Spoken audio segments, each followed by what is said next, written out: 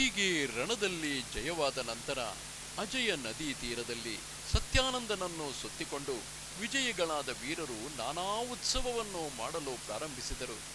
ಆದರೆ ಸತ್ಯಾನಂದನು ಮಾತ್ರ ವ್ಯಾಕುಲ ಚಿತ್ತನಾಗಿದ್ದನು, ಭವಾನಂದನಿಗೋಸ್ಕರ. ಇದುವರೆಗೆ ವೈಷ್ಣವರಿಗೆ ರಣವಾದ್ಯವೂ ಅಧಿಕವಿರಲಿಲ್ಲ. ಆದರೆ ಈಗ ಭೇರಿ, ಕಹಳೆ, ಜಿನಗಾಳೆ, ತಮಟೆ, ಟಕೋರ, ನಗಾರಿ, ದೋಳು, ದಮರ, ಡಬೀರಿ, ಮೃದಂಗ, ತುತ್ತೂರಿ, ಶಂಖ, ಜಾಗಟೆ ಮುಂತಾದ ನಾನಾ ವಿಧವಾದ ವಾದ್ಯಗಳು ಎಲ್ಲಿಂದಲೋ ಬಂದು ಎಲ್ಲ ಸೇರಿ ಒಂದು ತುಮುಲ ಶಬ್ದವಾಯಿತು. ಈ ಜಯಸೂಚಕ ವಾದ್ಯಗಳಿಂದ ಕಾನನ, ಪ್ರಾಂತರ, ನದಿ ಮುಂತಾದವೆಲ್ಲ ಧ್ವನಿ ಪ್ರತಿಧ್ವನಿಯಾಗಿ ಪರಿಪೂರ್ಣವಾಗಿ ತುಂಬಿಹೋಯಿತು. ಈ ಪ್ರಕಾರ ಸಂತಾನರು ಬಹಳ ಹೊತ್ತು ನಾನಾ ಉತ್ಸವಗಳನ್ನು ಮಾಡಿದ ಮೇಲೆ ಸತ್ಯಾನಂದನು, ಜಗದೀಶ್ವರನು ಇಂದು ನಮಗೆ ಕೃಪೆಗೈದನು, ಸಂತಾನ ಧರ್ಮಕ್ಕೆ ಜಯವಾಯಿತು. ಆದರೆ ಒಂದು ಕೆಲಸವು ಉಳಿಯಿತು. ಯಾರು ನಮ್ಮ ಜೊತೆಯಲ್ಲಿ ಈ ಉತ್ಸವಕ್ಕೆ ಸೇರಿಲ್ಲವೋ, ಯಾರು ನಮ್ಮ ಉತ್ಸವಕ್ಕೋಸ್ಕರ ಪ್ರಾಣವನ್ನು ಕೊಟ್ಟನೋ ಅಂತಹವನನ್ನು ಮರೆಯುವುದು ಸರಿಯಲ್ಲ. ಯಾರು ರಣಕ್ಷೇತ್ರದಲ್ಲಿ ನಿಹಿತನಾಗಿ ಬಿದ್ದಿದ್ದಾನೋ ಅವನ ಸತ್ಕಾರವನ್ನು ಮಾಡೋಣ. ನಡೆಯಿರಿ. ಆ ಮಹಾತ್ಮನು ನಮಗೋಸ್ಕರ ಈ ರಣಜಯವನ್ನು ಹೊಂದಿ ಪ್ರಾಣತ್ಯಾಗವನ್ನು ಮಾಡಿದ್ದಾನೆ. ಮಹಾ ಉತ್ಸವದೊಡನೆ ಆ ಭವಾನಂದನ ಸತ್ಕಾರವನ್ನು ಮಾಡೋಣ ಎಂದು ಹೇಳಿದನು. ಆಗ ಸಂತಾನರು ಒಂದೇ ಮಾತರಂ ಹೇಳುತ್ತಾ ನಿಹತನಾದವನ ಸತ್ಕಾರಕ್ಕೆ ಹೊರಟರು. ಬಹು ಜನರು ಗುಂಪು ಸೇರಿ ಹರಿಸ್ಮರಣೆಯನ್ನು ಮಾಡುತ್ತಾ ಭಾರಿ ಭಾರಿಯಾದ ಚಂದನ ಕೊರಡುಗಳನ್ನು, ಆಗ ಫಾರೆಸ್ಟು ಎಂದರೆ ಈಗಿನ ಹಾಗೆ ಕಾಡು ಇಲಾಖೆಯ ಸಂಕಟವಿರಲಿಲ್ಲ. ಆದ್ದರಿಂದ ಚಂದನದ ಕೊರಡುಗಳನ್ನೇ ಹೊತ್ತುಕೊಂಡು ಬಂದು ಒಂದು ಚಿತಿಯನ್ನು ಸುತ್ತುತ್ತಾ, ಹೊತ್ತುಕೊಂಡು ಬಂದು ಒಂದು ಚಿತಿಯನ್ನು ಮಾಡಿ ಚಿತಿಯನ್ನು ಸುತ್ತುತ್ತಾ ಹರೇ ಮುರಾರೇ ಗಾನ ಮಾಡಿದರು. ಇವರು ವೈಷ್ಣವ ಸಂಪ್ರದಾಯಕ್ಕೆ ಸೇರಿದ ವಿಷ್ಣು ಭಕ್ತರಾದ್ದರಿಂದ ಶವವನ್ನು ದಹನ ಮಾಡುತ್ತಾರೆ. ಇದಾದ ಮೇಲೆ ಕಾರಣದಲ್ಲಿ ಕೇವಲ ಸತ್ಯಾನಂದ, ಜೀವಾನಂದ, ಮಹೇಂದ್ರ, ನವೀನಾನಂದ ಮತ್ತು ಧೀರಾನಂದ ಇಷ್ಟು ಜನ ಮಾತ್ರ ಕುಳಿತಿದ್ದರು. ಈ 5 ಜನರು ಏಕಾಂತವಾಗಿ ಪರಾಮರ್ಶೆಯನ್ನು ಮಾಡುತ್ತಿದ್ದರು.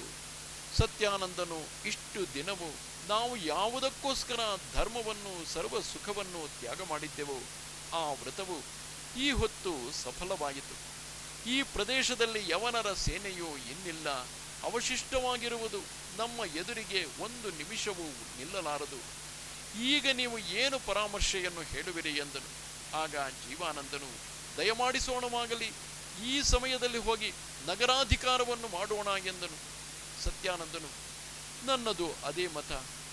ಆಗ ಧೀರಾನಂದನು ಕೇಳುತ್ತಾನೆ, ಸೈನ್ಯವೆಲ್ಲಿ? ಜೀವಾನಂದ ಹೇಳುತ್ತಾನೆ, ಏಕೆ, ಇದೇ ಸೈನ್ಯ. ಧೀರಾನಂದ ಹೇಳುತ್ತಾನೆ, ಈ ಸೈನ್ಯ ಇನ್ನೆಲ್ಲಿ ಯಾರಾದರೂ ಕಣ್ಣಿಗೆ ಬಿದ್ದರೆ? ಜೀವಾನಂದ ಹೇಳುತ್ತಾನೆ, ಅಲ್ಲಲ್ಲಿ ವಿಶ್ರಾಮ ಮಾಡಿಕೊಂಡಿರಬೇಕು. ಡಂಕ ಹೊಡೆದರೆ ಎಲ್ಲರೂ ಬರುವರು. ಧೀರಾನಂದ ಹೇಳುತ್ತಾನೆ, ಇಲ್ಲ, ಒಬ್ಬನೂ ಸಿಕ್ಕುವುದಿಲ್ಲ. ಏಕೆ? ಜೀವಾನಂದನ ಪ್ರಶ್ನೆ. ಎಲ್ಲರೂ ಲೂಟಿ ಮಾಡುವುದಕ್ಕೆ ಹೋಗಿದ್ದಾರೆ. ಗ್ರಾಮಗಳೆಲ್ಲ ಈಗ ಅರಕ್ಷಿತವಾಗಿದೆ. ಮುಸಲ್ಮಾನರ ಗ್ರಾಮಗಳನ್ನು, ರೇಷ್ಮೆ ಕಾರ್ಖಾನೆಗಳನ್ನು ಲೂಟಿ ಮಾಡಿಕೊಂಡು ಮನೆಗೆ ಹೊರಟು ಹೋಗುತ್ತಾರೆ. ಯಾರೂ ಕೈಗೆ ಸಿಕ್ಕುವುದಿಲ್ಲ. ನಾನು ಈಗ ಹುಡುಕಿ ಬಂದೆನು. ಸತ್ಯಾನಂದನು ವಿಷಣ್ಣನಾಗಿ, ಹೇಗಾದರೂ ಆಗಲಿ, ನಗರವನ್ನು ಹೊರತು ಸಮಸ್ತವಾದ ವೀರಭೂಮಿಯು ನಮ್ಮ ಸ್ವಾಧೀನವಾಗಿದೆ. ನಗರದ ಹೊರಗೆ ನಮಗೆ ಪ್ರತಿಕಕ್ಷಿಗಳಾದವರು ಯಾರೂ ಇಲ್ಲ. ಆದುದರಿಂದ ನಾವು ವೀರಭೂಮಿಯಲ್ಲಿ ಸಂತಾನರ ರಾಜ್ಯವನ್ನು, ನೀವು ವೀರಭೂಮಿಯಲ್ಲಿ ಸಂತಾನರ ರಾಜ್ಯವನ್ನು ಮಾಡಿರಿ. ಪ್ರಜೆಗಳಿಂದ ಕರವನ್ನು ತೆಗೆದುಕೊಳ್ಳಿರಿ ಮತ್ತು ನಗರವನ್ನು ನಮ್ಮ ಅಧಿಕಾರಕ್ಕೊಳಪಡಿಸಲು ಸೇನೆಯನ್ನು ಸಂಗ್ರಹ ಮಾಡಿರಿ. ಹಿಂದೂಗಳ ರಾಜ್ಯವಾಗಿದೆ ಎಂದು ಕೇಳಿದರೆ ಅನೇಕ ಸೇನೆಯು ಸಂತಾನರ ಸೇನೆಯ ನಿಶಾನು ತೆಗೆದುಕೊಳ್ಳುವರು ಎಂದು ಹೇಳಿದನು. ಆಗ ಜೀವಾನಂದ ಮುಂತಾದವರು ಸತ್ಯಾನಂದನಿಗೆ ಪ್ರಣಾಮವನ್ನು ಮಾಡಿ, ನಾವು ಪ್ರಣಾಮವನ್ನು ಮಾಡುತ್ತೇವೆ. ಹೇ ಮಹಾರಾಜಾಧಿರಾಜ, ಅಪ್ಪಣೆಯಾಗಲಿ. ನಾವು ಈ ಕಾರಣದಲ್ಲಿಯೇ ತಮ್ಮ ಸಿಂಹಾಸನವನ್ನು ಸ್ಥಾಪಿತ ಮಾಡುತ್ತೇವೆ ಎಂದರು. ಆಗ ಸತ್ಯಾನಂದನು ಹುಟ್ಟಿದ ಮೇಲೆ ಎಂದು ಕೋಪ ಮಾಡದವನು ಇಂದು ಪ್ರಥಮ ಕೋಪವನ್ನು ಪ್ರಕಾಶ ಮಾಡಿ, ಛೀ, ನನ್ನನ್ನು ಬರೇ ಕೊಡವೆಂದು, ಖಾಲಿ ಕೊಡವೆಂದು ತಿಳಿದುಕೊಂಡಿರ. ನಾವು ಯಾರೂ ರಾಜರಲ್ಲ, ನಾವು ಸನ್ಯಾಸಿಗಳು. ಈ ದೇಶಕ್ಕೆಲ್ಲ ಸಾಕ್ಷಾತ್ತಾಗಿ ವೈಕುಂಠನಾಥನೇ ರಾಜ. ನಗರವು ಅಧಿಕಾರಕ್ಕೆ ಬರುತ್ತಲೇ ನಿಮಗೆ ಯಾರು ಇಷ್ಟವೋ ಅವರ ಶಿರದಲ್ಲಿ ರಾಜಮುಕುಟವನ್ನು ಇಡಿ. ಆದರೆ ನಾನು ಮಾತ್ರ ಈ ಬ್ರಹ್ಮಚರ್ಯ ವ್ರತವನ್ನು ಬಿಟ್ಟು ಯಾವ ಆಶ್ರಮವನ್ನು ಸ್ವೀಕಾರ ಮಾಡಲಾರೆನು. ಇದು ಖಂಡಿತವಾಗಿ ತಿಳಿದಿರಬೇಕು. ಈಗ ನಿಮ್ಮ ನಿಮ್ಮ ಕೆಲಸಕ್ಕೆ ಹೋಗಬಹುದೆಂದನು. ಆಗ 4 ಜನರು ಬ್ರಹ್ಮಚಾರಿಗೆ ಪ್ರಣಾಮವನ್ನು ಮಾಡಿ ಎದ್ದರು. ಆಗ ಸತ್ಯಾನಂದನು ಇತರರಿಗೆ ತಿಳಿಯದ ಹಾಗೆ ಸಂಜ್ಞೆ ಮಾಡಿ ಮಹೇಂದ್ರನನ್ನು ಇರಿಸಿಕೊಂಡನು. ಮಿಕ್ಕ 3 ಹೊರಟು ಹೋದರು. ಸತ್ಯಾನಂದನು ಮಹೇಂದ್ರನನ್ನು ಕುರಿತು, ನೀವೆಲ್ಲರೂ ವಿಷ್ಣು ಮಂಟಪದಲ್ಲಿ ಪ್ರತಿಜ್ಞೆಯನ್ನು ಮಾಡಿ ಸಂತಾನ ಧರ್ಮವನ್ನು ಗ್ರಹಣ ಮಾಡಿದಿರಿ. ಭವಾನಂದನು ಅವನೊಪ್ಪಿ ಪ್ರಾಯಶ್ಚಿತ್ತಕ್ಕೆ ಎಂದು ಒಳಗಾದನು. ಜೀವಾನಂದನೂ ಕೂಡ ಯಾವ ದಿನ ಪ್ರಾಯಶ್ಚಿತ್ತಕ್ಕೊಳಗಾಗಿ ಪ್ರಾಣವನ್ನು ತ್ಯಾಗ ಮಾಡುತ್ತಾನೋ ಎಂದು ನನಗೆ ಭಯವಾಗಿದೆ. ಆದರೆ ನನಗೆ ಒಂದು ಭರವಸೆಯುಂಟು. ಏನೆಂದರೆ ಒಂದಾನೊಂದು ನಿಗೂಢವಾದ ಕಾರಣದಿಂದ ಅವನು ಪ್ರಕೃತದಲ್ಲಿ ಸಾಯುವುದಕ್ಕೆ ಇಷ್ಟವುಳ್ಳವನಾಗಿಲ್ಲ. ನೀನೊಬ್ಬನೇ ಮಹೇಂದ್ರ ಪ್ರತಿಜ್ಞೆಯನ್ನು ಕಾಪಾಡಿಕೊಂಡಿರುವವನು. ಈಗ ಸಂತಾನರ ಕಾರ್ಯೋದ್ಧಾರವಾಯಿತು.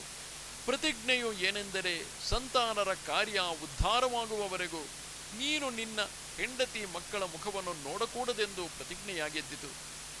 ಈಗ ಸಂತಾನರ ಕಾರ್ಯವು ಉದ್ಧಾರವಾಗಿದೆ.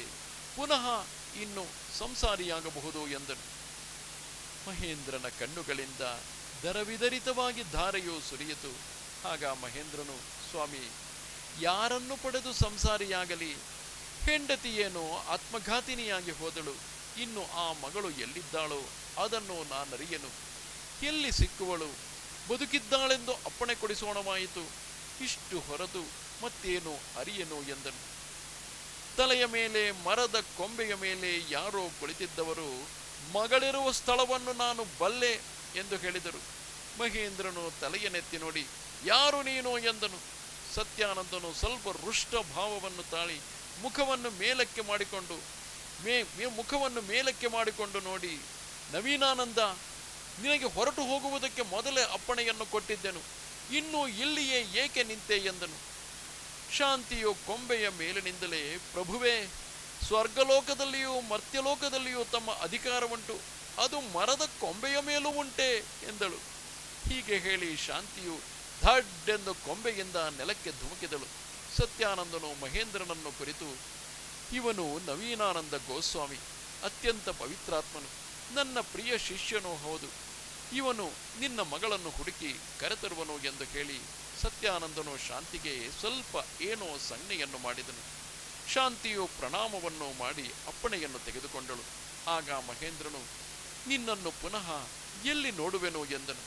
ಶಾಂತಿಯು, ನನ್ನ ಆಶ್ರಮಕ್ಕೆ ಬರಬಹುದು ಎಂದು ಹೇಳಿ ಮುಂದೆ ಮುಂದೆ ಹೊರಟು ಹೋದಳು. ಮಹೇಂದ್ರನು ಬ್ರಹ್ಮಚಾರಿಯ ಪಾದವಂದನೆಯನ್ನು ಮಾಡಿ ಅಪ್ಪಣೆಯನ್ನು ಪಡೆದು ಶಾಂತಿಯ ಜೊತೆಯಲ್ಲಿ ಅವಳ ಆಶ್ರಮಕ್ಕೆ ಬಂದನು. ಅಷ್ಟು ಹೊತ್ತಿಗೆ ರಾತ್ರಿ ಬಹಳ ಹೊತ್ತಾಯಿತು. ಹಾಗಿದ್ದರೂ ಶಾಂತಿಯು ವಿಶ್ರಾಮವನ್ನು ತೆಗೆದುಕೊಳ್ಳದೆ ನಗರಾಭಿಮುಖವಾಗಿ ಹೊರಟಳು. ಎಲ್ಲರೂ ಹೊರಟು ಹೋದ ಮೇಲೆ ಬ್ರಹ್ಮಚಾರಿಯು ಒಬ್ಬನೇ ಭೂಮಿಯ ಮೇಲೆ ಸಾಷ್ಟಾಂಗವಾಗಿ ನೆಲದಲ್ಲಿ ತಲೆಯನ್ನಿಟ್ಟು ಮನಸ್ಸಿನಲ್ಲಿ ಜಗದೀಶ್ವರನ ಧ್ಯಾನವನ್ನು ಮಾಡಲಾರಂಭಿಸಿದನು. ರಾತ್ರಿಯು ಪ್ರಭಾತವಾಗುತ್ತಾ ಬಂದಿತು. ಆಗ ಯಾರೋ ಬಂದು ಅವನ ಮಸ್ತಕವನ್ನು ಮುಟ್ಟಿ, ನಾನು ಬಂದಿದ್ದೇನೆ ಎಂದನು. ಬ್ರಹ್ಮಚಾರಿಯು ಎದ್ದು ನೋಡಿ ಚಮಕಿತನಾಗಿ ಬಹಳ ವ್ಯಗ್ರ ಭಾವದಿಂದ, ತಾವು ದಯಮಾಡಿಸೋಣವಾಯಿತು, ಮತ್ತೇನು ಎಂದು ಹೇಳಿದನು. ಬಂದವನು, ದಿನವು ಪೂರ್ಣವಾಯಿತು ಎಂದನು. ಆಗ ಬ್ರಹ್ಮಚಾರಿಯು, ಹೇ ಪ್ರಭು, ಇಂದು ಕ್ಷಮಿಸಬೇಕು. ಬರುವ ಮಾಘ ಪೂರ್ಣಿಮಾ ದಿನ ತಮ್ಮ ಆಜ್ಞೆಯ ಪ್ರಕಾರ ನಡೆಯುವೆನು ಎಂದನು.